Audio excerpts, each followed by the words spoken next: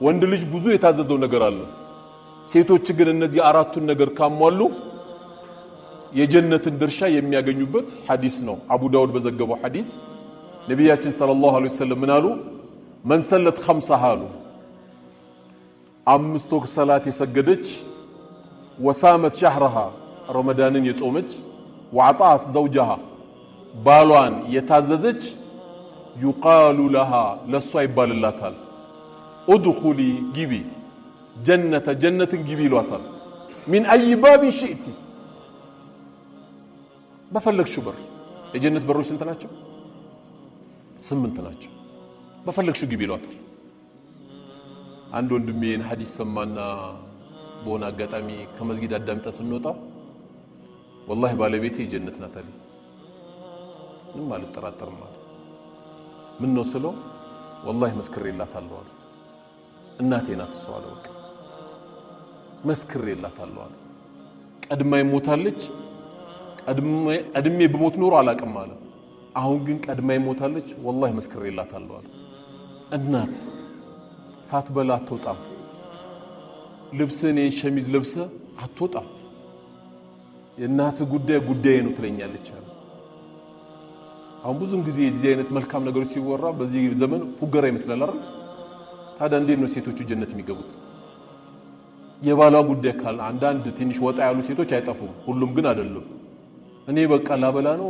ላጠጣ ነው እንዴ ሸሚዙን ልከታተል ነው ምናምን ይላል እና ለምን መጣሽ እና በምን በኩል ነው ጀነት የምትገባው አንዴ ደንብ ያባረረው አንዴ አገሩስ ግቢ ቂብላ ያዞረው አንዴ በራካፋ አካባቢ ሱቁ ጋር ችግር እየፈጠሩበት ይሄ ሁሉ መከራውን አሳልፎ የመጣ ባል እና በምን በኩል ነው ጀነት የምትገቢ እኔ በቃ ለዚህ ብቻ ነው ማብላት ማጠጣት ማልበስ እና ምንድነው የፈለግሽው አላህ በማብላት በማጠጣት በመخدምሽ ፍራሽ በመጠበቅሽ ጀነት የምታገኝ ከሆነ ከዚህ በለጠ ላንቺ መታደል አለ የለም እኮ መርሐባ በዩ ሴቶች በደንብ አዳምጡ والله እሺ የሚል ነገር ከለመዱ ጀርባቸው ላይ ሺ ነገር ባላቸው ይሰጣቸዋል አንድ እኮ አይደለም ሺ እሺ ውስጥ ሺ ስላለ ከተኮፈሰች እኩል ምታወራ ከሆነች እሺ የሚል ቃል የሚርቃቸው ከሆነ የመኖር ዋስትናዋ ቤት ውስጥ በጣም ከባድ እሺ ስትል ትገላለች ንብረት ደብቆኝ ምን ደብቆኝ ያሉ ተረት ከማውራት ሌላ የቀረቀረውን ያመጣልሻል አንቺ ብቻ እሺ በይ ሲገባ የራህመት ፊት አሳየው የታምሽተ ነው አታየው በሰላም ነው ሐቢቢ ያመሻልኝ እንዲህ ነው የሚጠየቀው ያለበለዚያ እኮ በቃ የማከላዊ ጥያቄ መሰለ ማለት ነው ባልነቱ ራሱ ይጠፋበታል አይ እንኳን አመሻብሽ ዋናው እንኳን አንተ በሰላም መጣልኝ ለምንድን ነው የውሸት የሚለቀስ ዋናው እሱ ቤት በሰላም ገብቶ በሰላም ነው እንዲያመሸው ይባላል ቤት ገብቶ የለ እንዲያው ነገር ስለተፈለገ እንጂ አይባል ጀነት ውድ ናት ጀነት አይደለም ቤተ መንግስት ውድ ነው ዝም ብሎ አይገባም በዛ በኩል ማለፍ ክልክል ነው እስቲ ድረስ ልብ ካለ በራፍ ላይ እግረን ነው ሁለቱም ይሰባብሩ ያ አላህ ጀነትም ውድ ነው እቴ እሺ በዩ ከፍ ነው የምትይው والله ታዘዡ እሺ በዩ ከፍ ነው የምትይው ለዚህ ነው ዑለሞች ሴቶችን ሲመክሩ 6 ነገሮችን ተጠንቀቁ ይላሉ ሴቶች አጠር ለማድረግ የመጀመሪያው ስሞታ ማብዛት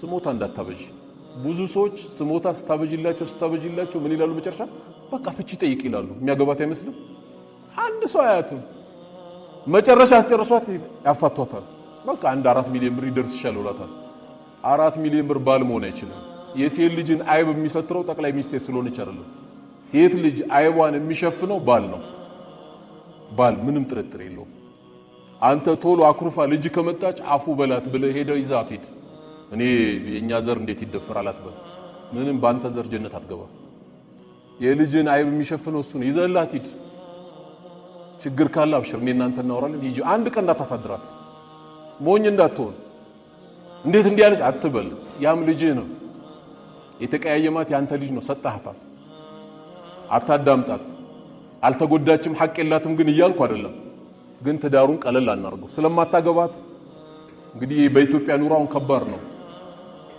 ኑሮና ባል በጣም ተወዷል። በዚህ ቀዳዳ ላይ ደግሞ ልጃችን ብትፈታ እህት ብትፈታ በጣም ከባድ ነው። በጣም ከነአይቡ ወላሂ ባሏ ይሻላታል። ከነአይቡ ወላሂ እንኳን ወጣቶች ናቸው አብዛኛው ሳያቸው እንኳን እናንተን የሚያክሉ እህቶች አይደሉም። አባቶቻችን 60 ላይ 70 ላይ ሚስቶቻቸው ሲሞቱ በጣም ነው የሚጎዱት።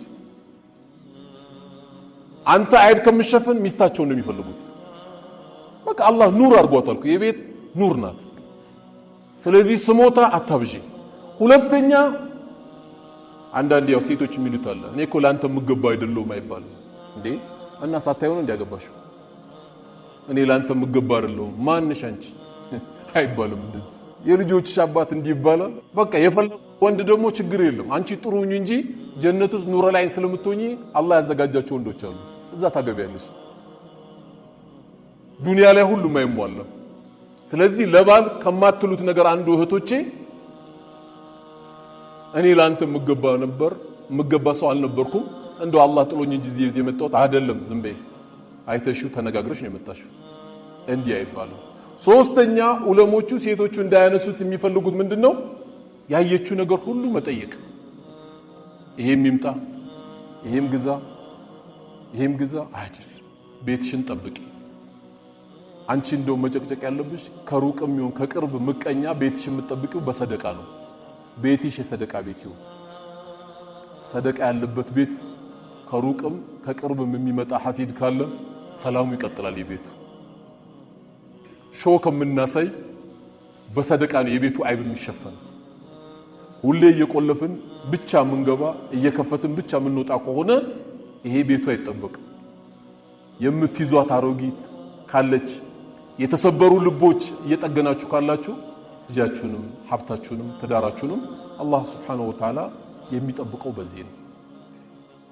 ስለዚህ እነዚህን ያየችውን ነገር ሁሉ እንዳያማረም በሚል በመጠየቅ ወደ አላስፈላጊ ነገር እንዳይሄድ ቤታችሁን ጠብቁ ይላሉ ዑለሞቹ። ሌላው ደግሞ የራሷ ጉዳይ ብቻ የሚታያት ስለናትሽ ስትወሪ ስለናቱ ማውሪ። አንዳንድ እህቶች የሚሉት አሉ ከኔ በለጠ ማን አለ እኔ እኮ ለዚህ ቤት አንደኛ ነኝ የሚሉ አሉ። አትሆኝም፣ ሁለተኛ ነሽ። አንደኛ እናቱ ናቸው። አላህ ነው ያደርገው አይደለም። የዚህ ቤት አንደኛ የሱ አንደኛ እናቱ ናቸው እንጂ አንቺ አይደለሽም። አንቺ ሁለተኛ ነሽ። ለምን ነገ ደግሞ አንቺ አንደኛ ነሽ፣ በልጆችሽ ደግሞ አንቺ አንደኛ ነሽ።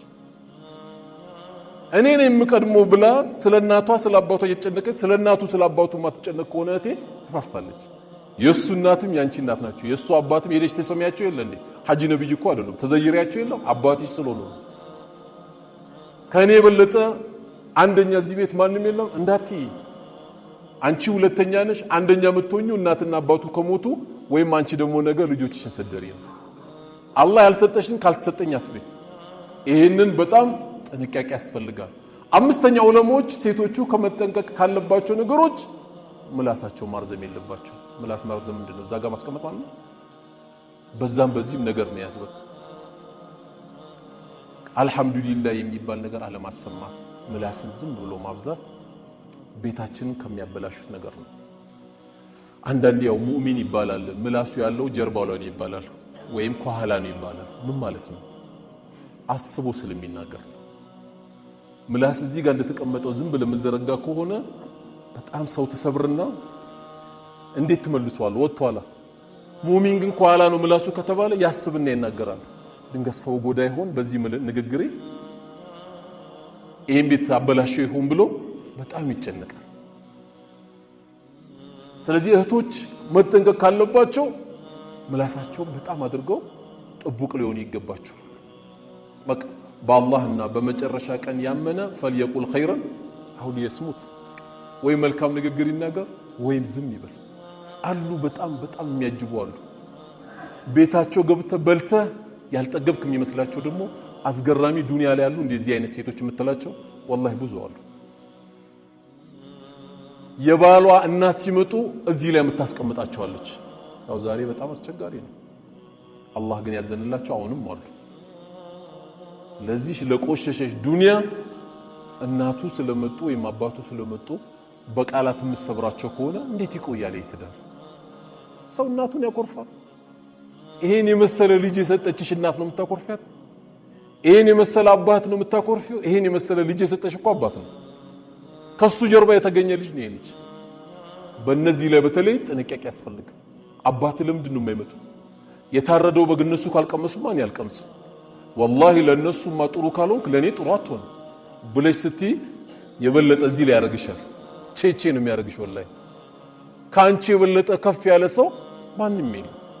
ሴቶች አራዳ ሁኑ። አራድነት ያለን ኮስሞቲክስ በመግዛት አይገኝም። እሱ አይደለም እንዳይመስላችሁ።